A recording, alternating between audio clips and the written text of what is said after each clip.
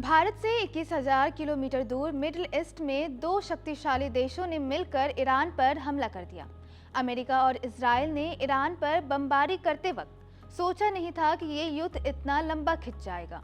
अमेरिकी राष्ट्रपति Donald Trump Iran को वेनेजुएला की तरह समझ रहे थे, लेकिन ईरान ने जो ताकत दिखाई उसने सिर्फ अमेरिका नहीं बल्कि पूरे विश्व को हिला कर रख दिया है।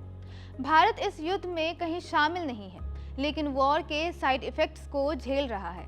स्ट्रेट ऑफ हॉर्मुज पर ईरान की पहरेदारी और पाबंदी ने भारत में तेल और गैस की किल्लत पैदा कर दी है। भारत में एलपीजी गैस संकट के बीच अब राहत की भी खबर आई है। ईरान ने गैस से भरे भारत के जिन दो जहाजों को हॉर्मुज से गुजरने की इजाजत दी थी, अब वो मुंद्रा पोर्ट और कांडला पोर्ट पर पहुंच रहे हैं। गैस संकट के बीच 46,000 टन एलपीजी की खेप लेकर जहाज भारत पहुंच रहे हैं। आज शिवालिक नाम का जहाज कच्छ के मुंद्रा पोर्ट पर पहुंचेगा, वहीं दूसरा जहाज नंदा देवी कल कांडा पोर्ट पर पहुंचने वाला है। इन दोनों जहाजों में कुल 92,700 टन एलपीजी गैस है। मिडिल ईस्ट टेंशन और स्ट्रेट ऑफ हॉर्मुज संकट के बीच ईरान ने इन दोनों जहाजों को गुजरने की इजाजत दी थी।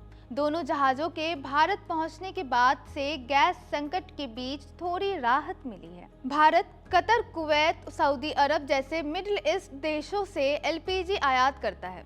युद्ध की वजह से ये देश संकट में घिरे हैं। हॉर्मुज का रास्ता बंद होने की वजह से आयात में मुश्किल हो रही है। गैस संकट के बीच भारत की कूटनीतिक रणनीति की बदौलत दो जहाज हॉर्मुज को पार करने में सफल रहे हैं। अब खबर आ रही है कि एलपीजी से लदे 6 टैंकर और एलएनजी से भरा एक टैंकर हॉर्मुज के पश्चिमी हिस्से में है, जिसे पार करवाने के लिए भारत की ओर से लगातार कोशिशें हो रही है।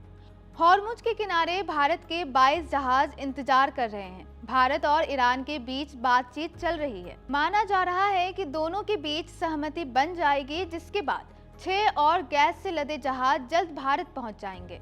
ईरान ने साफ कहा है कि वो अमेरिका और इजराइल को छोड़कर बाकी देशों के जहाजों को नहीं रोकेगा। वहीं उसने भी शर्त रखी है कि जो भी देश डॉलर के बजाय चीन की करेंसी युआन में ट्रेड करेगा, उसके लिए हॉर्मुज के रास्ते खुल जाएंगे। भारतीय नौसेना की निगरानी में दो जहाज शिवालिक और नंदा देवी करीब 92,700 टन रसोई गैस लेकर 16 और 17 मार्च को भारत पहुंच रहे हैं। इस गैस से भारत को बहुत बड़ी राहत तो नहीं, लेकिन सवा दिनों की खपत को पूरा कर सकेगा।